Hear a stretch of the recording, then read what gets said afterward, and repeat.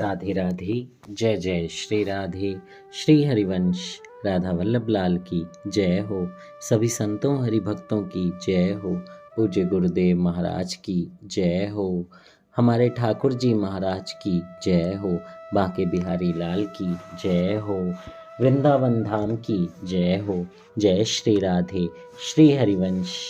बहुत बहुत स्वागत है आपका हमारे चैनल में, जहाँ पे हम बांके बिहारी के चमत्कारों की कथाओं का श्रवण कर रहे हैं। तो आइए इसी श्रृंखला में आगे बढ़ते हुए आज हम एक बहुत ही दिव्य कथा का श्रवण करेंगे, जिसका शीर्षक है गवाही। जय हो, जय हो। बहुत ही प्यारी कथा है ये। बहुत ध्यान से सुननी है आपको और पूरी सुननी है, छोड़कर नहीं भागना है। जय श्री राधे। श्री हरिवंश। श्री वृंदावन की परिक्रमा करते हुए जब आप गुरुकुल के पीछे से गुजरेंगे, तब आपको एक टूटी फूटी कोठरी दिखाई देगी। आज से लगभग 27 वर्ष पूर्व इस कोठरी में एक वृद्धा रहती थी। एक दिन अपने बचपन में प्रातःकाल लगभग 8 बजे हम मित्र लोग अचानक ही परिक्रमा देने चल दिए। गर्मी का मौसम था। जब तक हम आधी परिक्रमा पार करके उस कुटिया तक पहुँचे, रेत बहुत गर्म हो चुका था। बहुत जोर की प्यास भी लगी थी। सहसा दृष्टि उन वृद्धा पर पड़ी, जो अपनी कोठरी में आसन पर बैठी भजन कर रही थी। हमने जब वहां पहुंचकर पानी मांगा तो वह स्वयं उठकर गईं और कहीं से एक बाल्टी पानी भरकर ले आईं। उसी समय एक संत कुछ पूड़ियाँ और एक बाल्टी में साग लेकर आए। वृद्धा ने हम सबको 4-4 पूड़ियाँ और साग खाने को दिया और जल पिलाया। अब तक मौसम और गर्मा गया था। हवा भी चलने लगी थी। बाहर निकलने की बात तो दूर, धूप की ओर देखना भी मुश्किल था। कुछ मित्रों ने फिर भी चलने का आग्रह किया, किंतु अन्यों के आग्रह से उसी कुटिया में वृद्धा माँ के शीतल संरक्षण में ही दोपहरी बिताने का निश्चय किया गया। माँ ने जंगली घास की बनी हुई एक चटाई हमें दे दी। हम उसी पर आड़े तिरछे हो लिए। कुछ देर के बाद हमारे एक मित्र ने माँ से उनका परिचय जानने की अभिलाषा व्यक्त की, तो उन्होंने हंसकर कहा कि यहाँ श्री बिहारी जी महाराज की शरण में पड़े हैं, ब्रजवासियों के टुकड़े खाकर जीवन निर्वाह कर रहे हैं। किंतु जब बार बार उनसे आग्रह पूर्वक पूछा गया, तो उन्होंने वात्सल्य स्नेह के वशीभूत होकर कुछ देर सोचकर कहा, यदि तुम लोग विवश ही कर रहे हो तो सुनो, मैं बचपन से ही अपना जीवन वृत्तांत सुनाती हूँ। जय हो। आप भी बहुत ध्यान से सुनिएगा। बहुत ही दिव्य कथा है ये। मेरा जन्म अलीगढ़ का है। वहाँ मेरे पिता श्री गोपाल दास बहुत साधारण से अध्यापक थे। यद्यपि उनका अध्ययन व्यापक था। उन्होंने बहुत से ग्रंथ पढ़े थे, बड़े बड़े लोगों का संग भी किया था, किंतु उनके पास ना तो अधिक पढ़ाई का प्रमाण मात्र था और ना उन्हें ज़्यादा पैसे कमाने की ललक थी। जितना कुछ मिलता था उतने से 5 प्राणियों के सीमित परिवार का पालन पोषण बड़े मज़े में हो रहा था। धीरे धीरे मेरी उम्र विवाह के योग्य हो गई। मेरे 2 छोटे भाइयों को भी अब पढ़ने के लिए शुल्क देना होता। इससे पिताजी चिंतित रहने लगे। पैसे का अभाव उन्हें खटकने लगा। फिर भी जीवन आगे तैरता गया। मेरे पिताजी के एक अनन्य मित्र थे, कृपाशंकर शास्त्री। यद्यपि वे उम्र में बहुत बड़े थे, किंतु किसी भी उम्र वाले के साथ सौहार्द स्थापित कर लेना शास्त्री जी का स्वाभाविक गुण था। शास्त्री जी के साहचर्य से ही उनके परिकर के अन्य व्यक्तियों से भी पिताजी का परिचय हो गया था। इनमें मास्टर अवधेश कुमार, डॉक्टर देवेंद्र, गोवर्धन लाल सौदागर और पंडित कृष्ण गोपाल दीक्षित मुख्य थे। माँ पिताजी से कहती, लड़की सयानी हो रही है और आपके कान पर जूं भी नहीं रेंगती। आपने तो सारी जिंदगी भर उड़ाया खाया, अड़े दबे वक्त के लिए एक भी पैसा बचा कर नहीं रखा। तो पिताजी कहते, मेरा एक एक मित्र 1 लाख का है, तुम चिंता क्यों करती हो? समय आने दो, तब देखना। यदि ये लोग 10-10, 20-20 भी देंगे तो अपना काम हो जाएगा। क्या तुम इनसे भीख मांगकर शादी करोगे? अरे भीख की क्या बात है, उनके पास वैसे ही 100-100, 200 रुपए रखे रहते हैं, उनसे मैं अपना काम निकाल लूँगा, फिर सबकी एक एक कौड़ी चुका दूँगा। उनकी पत्नी ने कहा, तुम तो ऐसे कह रहे हो जैसे उनके रुपए तुम्हारे पास ही जमा हो, जब चाहोगे निकाल कर खर्च कर दोगे। मैं कहती हूँ इनमें से कोई तुम्हें एक पाई भी नहीं देगा, देख लेना समय पर। खैर, और कोई दे या ना दे, शास्त्री जी 200 100-200 जरूर दे देंगे। तुम दिन रात शास्त्री जी के साथ रहते हो, किंतु फिर भी उन्हें नहीं पहचानते। जिनका दिल अपने बच्चों के लिए नहीं पसीजता, वह भला दूसरे पर क्या रहम करेगा। मुझे तो उनका विश्वास रत्ती भर भी नहीं। हाँ, 10-5 रुपए दे दें तो बात दूसरी है। अंत में शादी का समय आया तो माता जी की बात सच निकली। किसी ने भी एक पैसा नहीं दिया।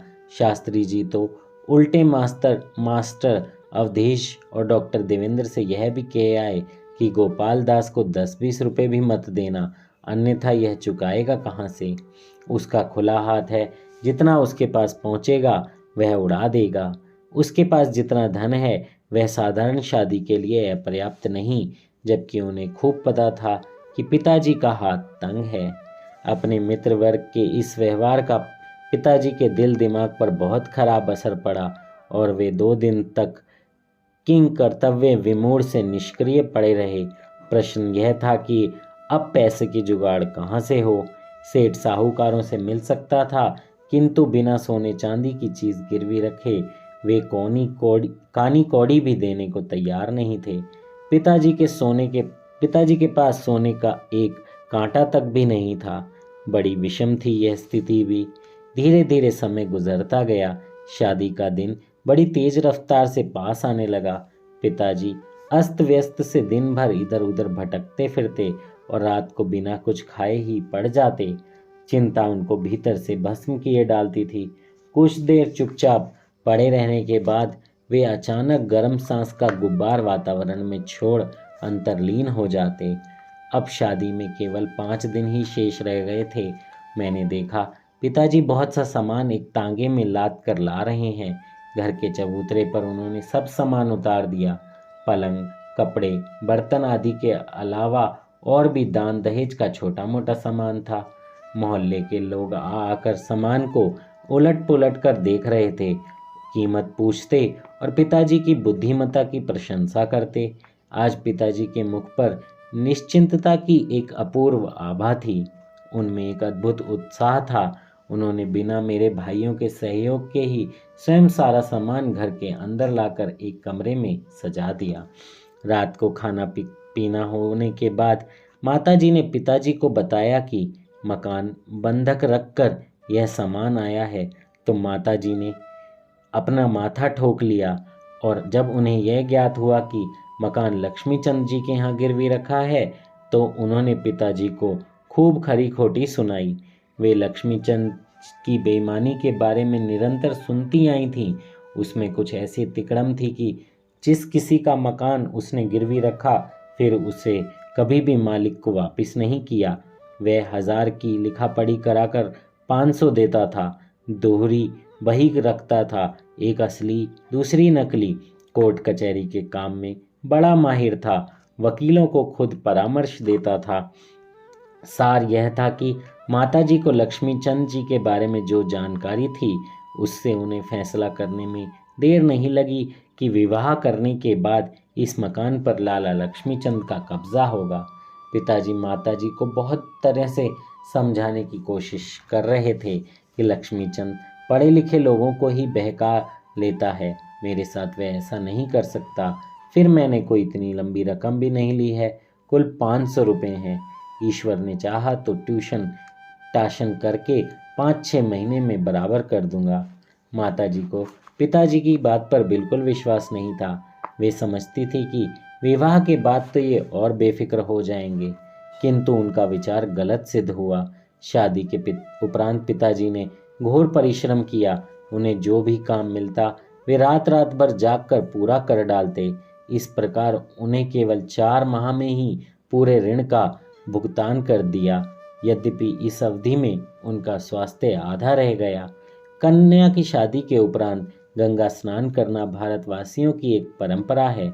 जब तक ऋण न चुका तब तक तो माताजी चुप रहीं, किंतु ऋण ऋण चुकने के बाद तुरंत ही उन्होंने गंगा स्नान के लिए चलने का आग्रह किया। पिताजी का शरीर अब और अधिक परिश्रम करने लायक नहीं था। इस कार्य के लिए कम से कम 10 रुपये की आवश्यकता थी। पिताजी के पास रुपए नहीं थे। उन्होंने कहा कि कुछ दिन और रुक जाओ, 1-2 महीनों में रुपयों का जुगाड़ कर लेंगे, फिर चलेंगे। किंतु माताजी नहीं मानी। उन्होंने खुद ही ना जाने कहाँ से 10 रुपयों की व्यवस्था की और पिताजी को साथ लेकर गंगा जी के लिए चल दी। जिस दिन ये दोनों गंगा स्नान से लौट कर आए, उसी दिन रजिस्ट्री डाक से पिताजी के नाम एक पत्र आया। लक्ष्मीचंद ने यह भिजवाया था। पढ़ा तो मालूम हुआ कि लक्ष्मीचंद के वकील ने नोटिस दिया है। उसमें लिखा था, या तो अमुक तारीख तक ब्याज सहित सारा रुपया वापस जमा करो या स्वेच्छा से मकान खाली कर दो, अन्यथा कोर्ट के जरिए तुम्हें बेदखल कर दिया जाएगा और सारे हर्जे खर्चे के जिम्मेदार तुम ही होगे। नोटिस पढ़ते ही पिताजी का तो मानो दम ही निकल गया। उन्होंने कभी कचहरी में पैर भी नहीं रखा था, किंतु सुना अवश्य था कि वहाँ की ईंट ईंट आदमी का रक्त पीने के लिए अपनी खूनी जीभ लपलपाया करती है। उन्हें पता है कि न्याय के मंदिरों में अन्याय का खुला तांडव होता है। यहाँ सच्चाई और ईमानदारी अर्थ पिशाचों के जबड़ों में जकड़ी कराहा रहती है। जुल्मवार को बचाने के लिए कमर कसे वकीलों के दल और उनकी चाल जालों में फंसा हुआ न्याय पिताजी को बड़ा खौफनाक लगा। उन्हें कोई रास्ता नहीं सूझ पा रहा था। वे डरे सहमे कृपाशंकर शास्त्री के पास गए और कांपते हाथों से उनके पैर पकड़कर इस भीषण झंझट से मुक्ति पाने के लिए रो रो कर प्रार्थना करी, किंतु उन्होंने सहयोग करने से यह कहकर इनकार कर दिया कि लक्ष्मीचंद जैसे खतरनाक जानवर से बैर बांधकर मैं विपत्तियों को अपने यहाँ निमंत्रण क्यों दूं? फिर यूं भी मैं गवाही नहीं दे सकता, क्योंकि तुमने मेरे सामने रुपए वापस नहीं किए हैं। वहाँ से निराश लौटकर पिताजी घर पर आकर पड़ गए। न पानी पिया, न खाना खाया, बड़बड़ा रहे थे। कैसा चक्रव्यूह है ये? एक बार रुपए लेकर बार बार चुकते ही रहो और जिस बार चुकाने को मना करो उसी बार मकान खाली करो। यदि मकान खाली नहीं किया जाएगा तो पुलिस आएगी उसकी सहायता के लिए और न्याय अनुसार आपको उठाकर मकान से बाहर फेंक देगी। फिर आपको आपके बच्चों की जान हथेली पर रखकर इन लक्ष्मीचंद को ईमानदारी का पाठ पढ़ाने के लिए इनके सीने पर बंदूक रख देनी पड़ेगी। उस समय इनके निर्दयी होठों से दया की याचना के स्वर फूटेंगे। सारे कृपाशंकर शास्त्री आपकी पीठ थपथपाएंगे। समूचा पुलिस समाज आपकी वीरता के लिए गाएगा। वकील सहज स्नेह से द्रवीभूत होकर आपके कार्य को न्याय संगत ठहराएंगे और आपके जोहर की गाथाएं समाचार पत्रों की सुर्खियों में स्थान पाने लगेंगी। माताजी ने उनके सिर पर हाथ रखा। उन्हें तेज बुखार था और इसी तेजी में वे ना जाने क्या क्या बकते जा रहे थे।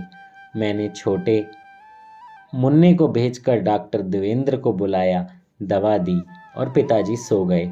दूसरे दिन पिताजी जब उठे तो उनकी मानसिक स्थिति में तनाव ज्यों का त्यों बना था। नित्य नियम से निवृत्त होकर उन्होंने एक बार लक्ष्मीचंद से मिलने का फैसला किया। बिना कुछ जलपान किए ही चल दिए।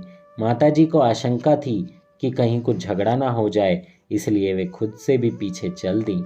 वहां पहुंचे तो लक्ष्मीचंद ने पिताजी की बढ़िया भगत की, चरण स्पर्श किए, बैठने को आशीर्वाद आसन दिया और गरम जलेबियों का नाश्ता कराया, जल पिलाया और फिर चाय पिलाई।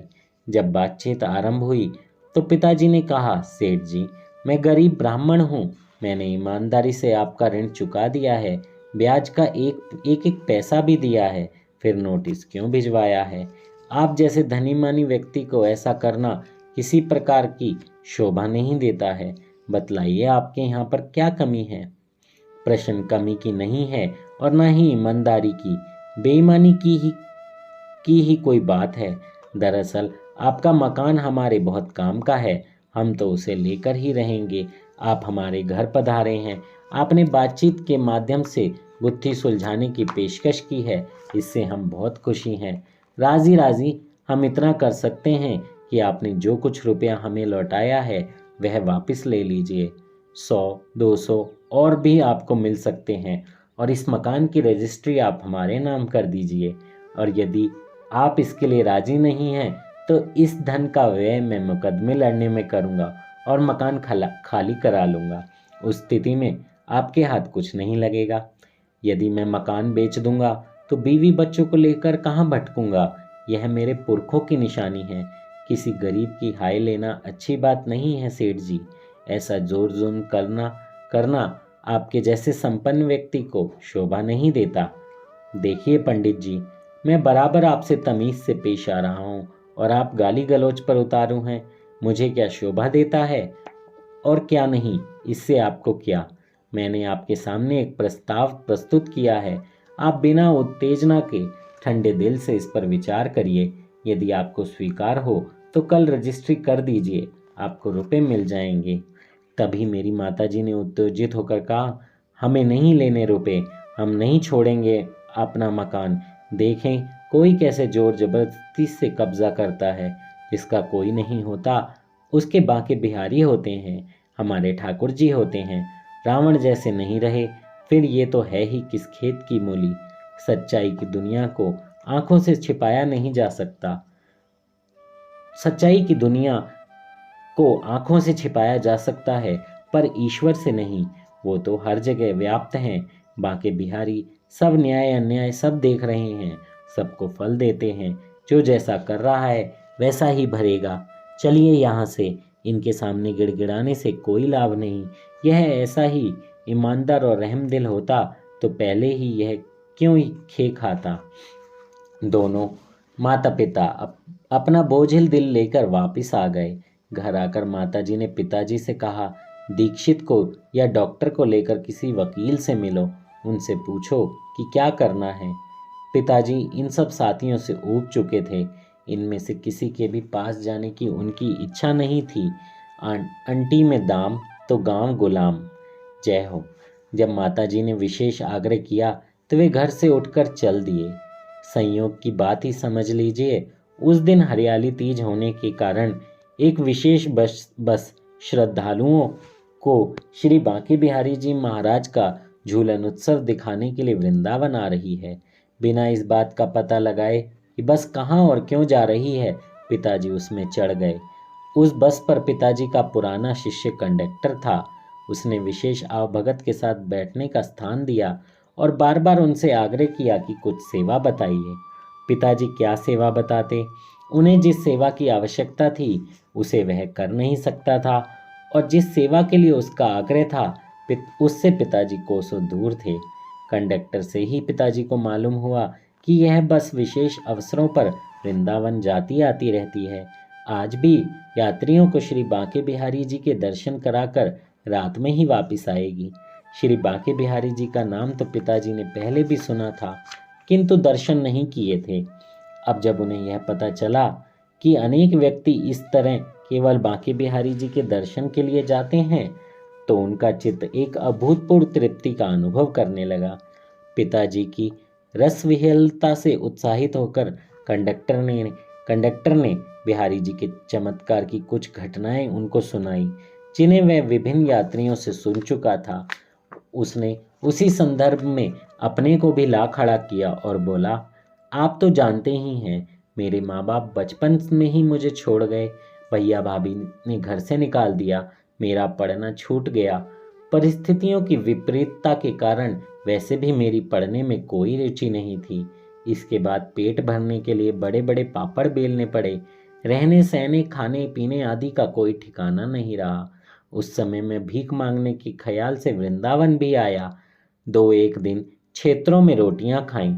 एक दिन बिहारी जी की महिमा का बखान सुनकर उनके दरबार में उपस्थित हुआ।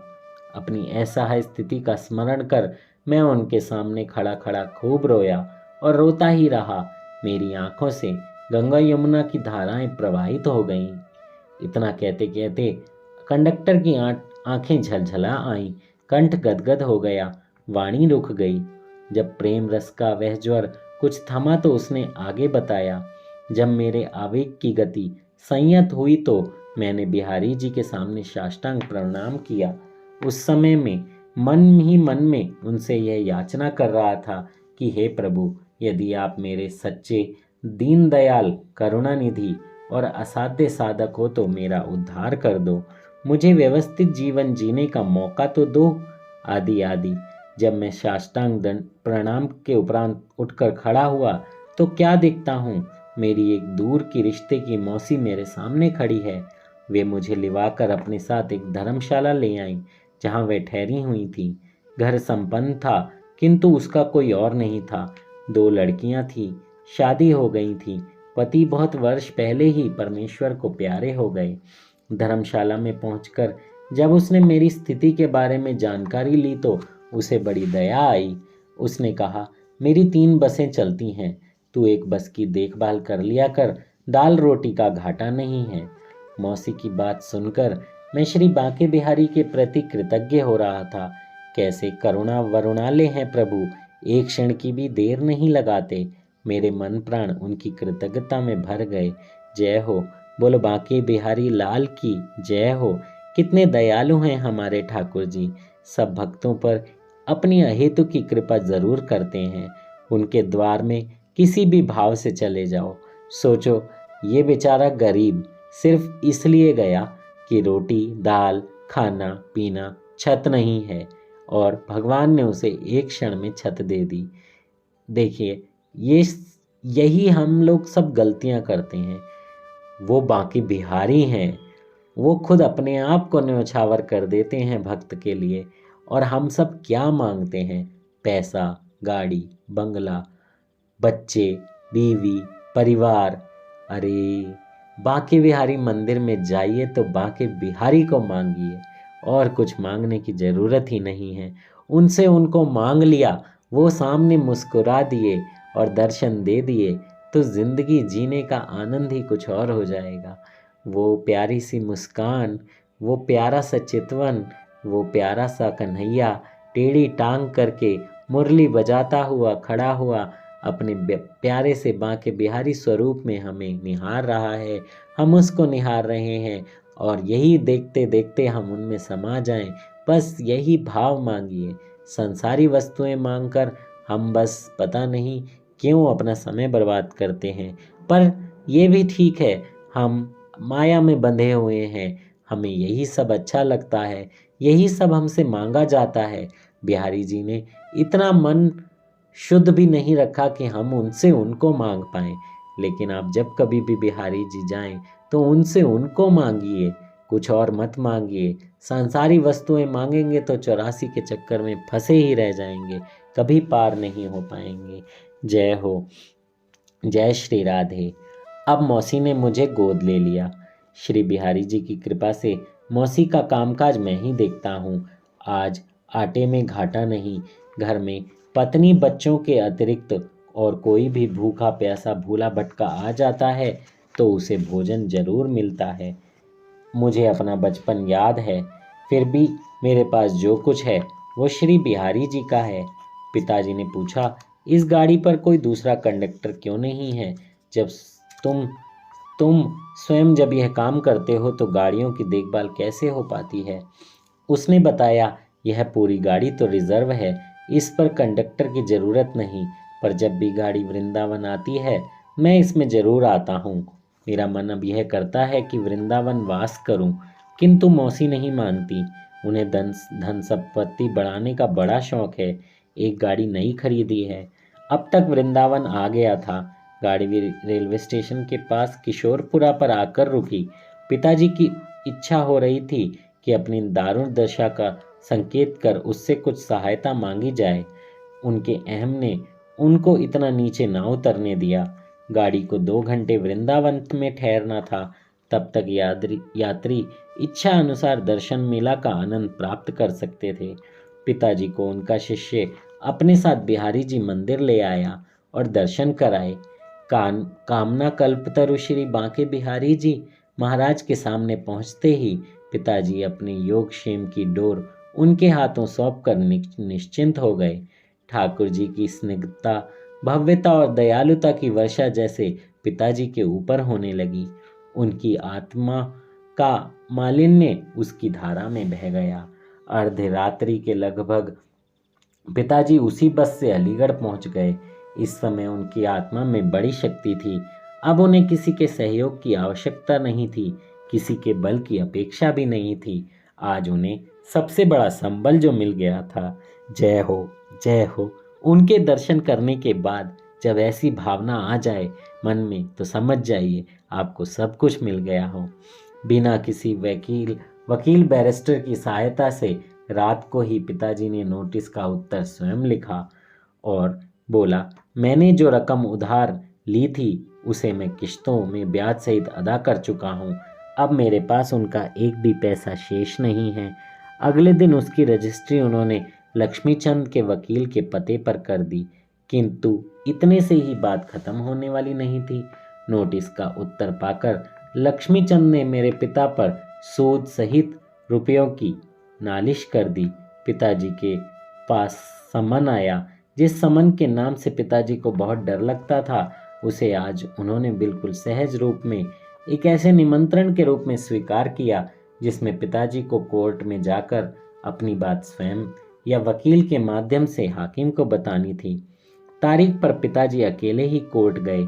वहां हाकिम के सामने उन्होंने सब बात सच सच बता दी। उनसे पूछा गया, यदि आपने सारा धन चुकता किया है तो उसको सेठ लक्ष्मीचंद ने भरपाई की कोई रसीद दी होगी। नहीं सरकार, हमारा सारा कार्य ईमानदारी पर बिना रसीद रुका के ही चला है। जब रुपए उधार लिए थे तब भी मैंने कोई लिखा पढ़ी नहीं करी थी। उस समय भी सेठ ने बही में स्वयं ही कर्ज की रकम अंकित की थी। जब मैंने रुपए वापस किए तब भी सेठ ने स्वयं अपने हाथ से बही में चढ़ाए थे। क्या आप यह बता सकते हैं आपने किस किस तारीख में कितने रुपए जमा किए? हाँ, यह तो बता सकता हूँ। इसके बाद पिताजी ने अपनी डायरी देखकर सब तिथियां बता दी, किंतु उन तिथियों में सेठ जी की बही में पिताजी के नाम से कोई रकम नहीं थी। सेठ जी के वकील ने बोला, हुजूर ये बिल्कुल झूठ बोल रहे हैं। यदि इन्होंने रुपया जमा किया होता तो बही में जरूर दर्ज होते। आप बही देख लें।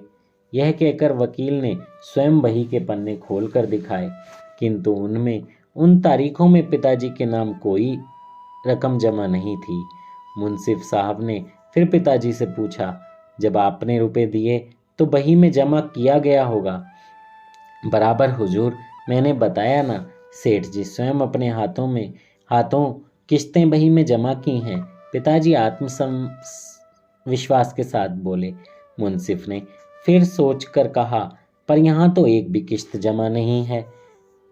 अच्छा, तुम्हारा कोई गवाह है जो यह कह सके कि मेरे सामने इतने रुपए जमा हुए हैं? यदि हाँ तो कोई नाम बताइए। पिताजी की आंखों के सामने अपने परिकर की सभी की तस्वीरें एक एक करके उभरी, फिर गहरे अंधकार में डूबती चली गईं। किसी का नाम लेने की हिम्मत नहीं हुई। उन्हें इनमें से किसी का भी विश्वास नहीं था। सहसा उनके निराश हृदय में श्री बांके बिहारी जी आविर्भूत हुए। वे त्रिभंग ललित मुद्रा में खड़े खड़े मुस्कुरा रहे थे। पिताजी ने मनी मन उनकी वेदना की। करुणा वरुणाले दीन दयाल, दीन प्रतिपाल, अशरण शरण असाध्य साधक। श्री बांके बिहारी जी, श्री बांके बिहारी जी, श्री बांके बिहारी जी, जय हो, जय हो। बिहारी जी ने अपना चमत्कार किया। तभी वकील ने टोका, हुजूर पूछ रहे हैं रुपए किसके सामने दिए हैं? यदि कोई गवाह है तो नाम बताइए। इस तरह टालने से काम नहीं चलेगा। हुजूर के सामने दूध का दूध और पानी का पानी हो जाता है। हाँ, गवाह का नाम ही तो बता रहा हूँ, पिताजी ने उसी आवेश में कहा। गवाह का नाम है श्री बांके बिहारी जी। मैं जब जब सेठ के पास गया तब तब वो मेरे साथ थे, मेरे पास थे। पूरा पता बोलो। वृंदावन, मथुरा। बाप का नाम क्या है? बांके बिहारी जी। बाप का नाम? पिताजी सक पकाए, फिर अचानक मुख से निकल पड़ा, स्वामी हरिदास। जय हो, जय हो, बहुत कृपा हुई। अगली तारीख पर उपस्थित होने के लिए बांके बिहारी आत्म स्वामी हरिदास वृंदावन मथुरा के नाम समन लेकर कचहरी का चपरासी जब वृंदावन गया तो एक सांवला सलोना बालक उनके पास आया। बोला, बाके बिहारी का समन है, चलो मैं उनका घर दिखाता हूँ। तुम कहाँ भटकते फिरोगे? चपरासी कुछ उत्तर दे इससे पहले ही बालक ने उसका हाथ पकड़ लिया और उसे लिवा लिया बांके बिहारी जी के मंदिर पर। दोपहर का समय था, मंदिर के कपाट बंद थे। बालक ने चपरासी से आग्रह पूर्वक वह सम्मन द्वार पर चस्पा करवा दिया और आश्वासन दिया कि मैं उनसे कह दूंगा, वे जरूर आएंगे, तुम्हारा काम हो गया, जाओ। उधर वकील से जब लक्ष्मीचंद मिला तो उसने बताया, सेठ जी, अगली तारीख को फैसला सुना दिया जाएगा। अब तो आप जीत ही समझिए। उस बामन का तो हार की आशंका से सिर ही फिर गया है। आज अपनी गवाही में श्री बांके बिहारी का नाम लिखाकर आया है। दोनों इस बात पर खूब हंसे, क्योंकि भक्त जो नहीं होते वो यही सोचते हैं कि अरे भगवान कहाँ गवाही देने आने वाले हैं, वो तो मूर्ति में है। लेकिन जो सच्चा भक्त होता है वो यही भाव रखता है कि मेरे विग्रह में ही मेरे भगवान हैं, मेरा विग्रह ही मेरी भगवान है और मैं ही इनका भक्त हूँ और अपने भक्त की लाज रखने के लिए भगवान ज़रूर आते हैं। वो कहते हैं ना, प्रबल प्रेम के पाले पड़कर प्रभु को नियम बदलते देखा, अपना मान टले टल जाए पर भक्त का मान न टलते देखा। जय हो। मुंसिफ साहब बड़ी उलझन में थे। उन्हें समझ नहीं आ रहा था कि क्या किया जाए। सच्चाई यह है कि ब्राह्मण ने ऋण चुका दिया है, प्रमाण कहता है अभी नहीं चुकाया। इसी दुविधा में वे कोई निर्णय नहीं कर पा रहे थे। उनका विचार था, जिस बांके बिहारी का नाम गवाही में लिखवाया गया है वह स्वयं अपना दरबार लगाते हैं। अच्छे अच्छे हाकिम हुक्काम उनकी हाजिरी में खड़े रहते हैं, भला उन्हें इतनी फुर्सत कहाँ कि गवाही देने आ जाएंगे।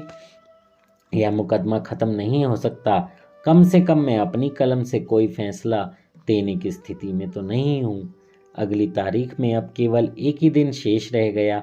पिताजी ने घर पर कहा, मैं वृंदावन जा रहा हूँ गवाह तैयार करने, परसों की पेशी है। इनकी इस बात को सुनकर घर में सबने इनका मजाक बनाया, उनकी समझदारी पर व्यंग किया और वृद्धावस्था के आगमन पर बुद्धि के विकल हो जाने का प्रमाण पत्र दिया।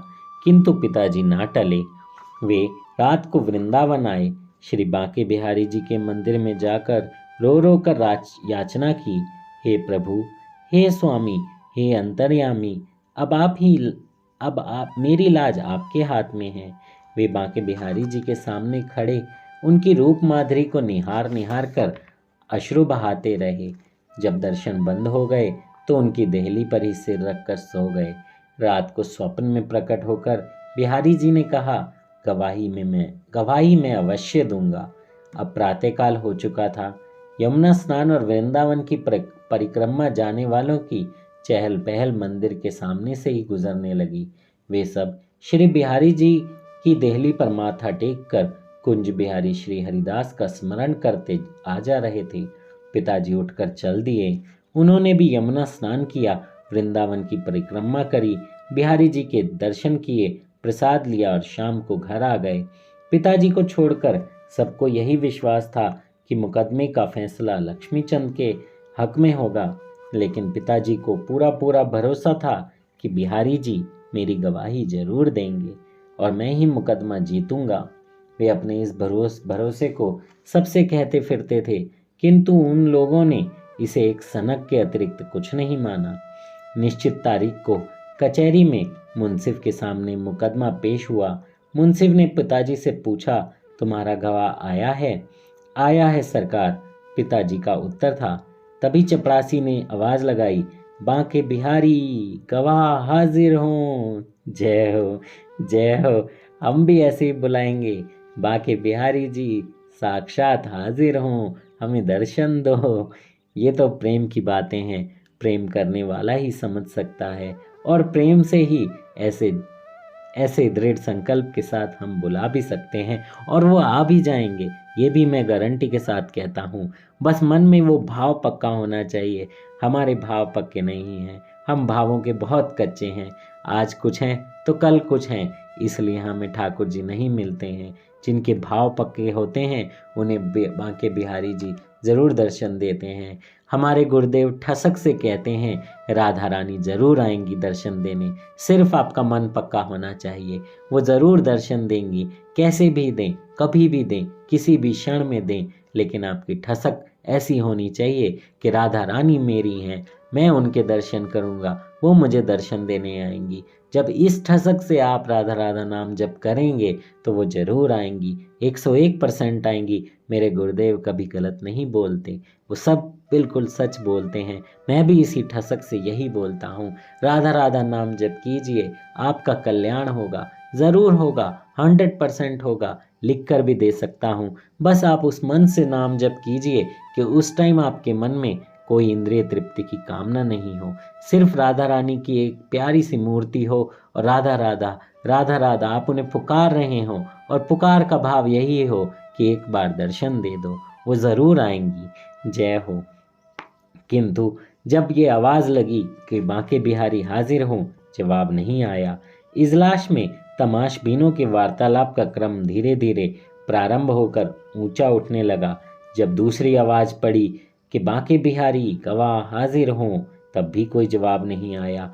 तीसरी जैसे ही आवाज़ पड़ी बांके बिहारी गवाह हाजिर हों, तो उत्तर आया हाजिर हैं, हाजिर हैं। उसी समय लोगों को काले कंबल में लिपटा एक वृद्धा सहसा कोर्ट में प्रविष्ट होता दिखाई दिया। अचंभे की एक लहर चारों ओर दौड़ गई। यह कौन सा बांके बिहारी है? गवाह आगे बढ़कर कटघरे में आकर खड़ा हो गया। मुंसिफ ने उनसे पूछा, आप इनके गवाह हैं? गवाह ने मुंह ढके ढके ही स्वीकृति में सिर हिला दिया। मुंसिफ ने अधिकार भरे स्वर में कहा, मुंह खोलकर साफ साफ बयान दीजिए, आपका नाम क्या है? गवाह ने जरा सा मुंह खोलकर मुंसिफ की तरफ देखा और कहा, बिहारी। बिहारी का नाम सुनने के साथ साथ गवाह के श्रीमुख का आभा का अवलोकन करके मुंसिफ ठगा सा रह गया। उसके हाथ से कलम गिर गई, आंखें आश्चर्य से फैल गईं, माथे पर पसीना झलझलाने लगा। वह आगे प्रश्न करना ही भूल गया। फिर गवाह अपने आप ही बोला, गोपाल दास जी ने जितने भी रुपए दिए हैं वे ब्याज सहित वापस कर दिए हैं।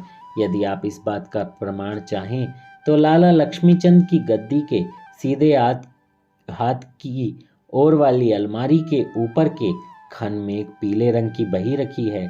उसमें सारा रुपया दास के नाम से जमा है। वह 2 नंबर की बही है। आपको अधिक तकलीफ ना हो इसके लिए मैं बही के पन्नों की संख्या और दिनांक के अनुसार जमा की हुई राशि बतला रहा हूँ। आप नोट कर लें, बही मांगकर मिलान कर लें। बिहारी गवाह इसके बाद पृष्ठ संख्या, दिनांक और राशि का ब्यौरा देने लगा। लोग मंत्रमुग्ध से खड़े खड़े टुकर टुकर देखते रहे। सेठ लक्ष्मीचंद खड़ा खड़ा थर थर कांप रहा था। उसका वकील किंग कर्तव्य विमूढ़ सा बना हुआ उसकी इस हालत को देख रहा था। कुछ समय बाद मुंसिफ साहब को होश आया तो बोले, तुम वही पहचान सकते हो? जी हुजूर, गवाह ने उत्तर दिया। मुंसिफ ने उसी समय कोर्ट उठाने का हुक्म दिया और आप स्वयं 2 चपड़ासी लेकर वकील लक्ष्मीचंद, गवाह और गोपाल दास के साथ लक्ष्मीचंद के घर पर पहुंचा। वहां जैसा जो गवाह ने बताया था वैसा ही मिला।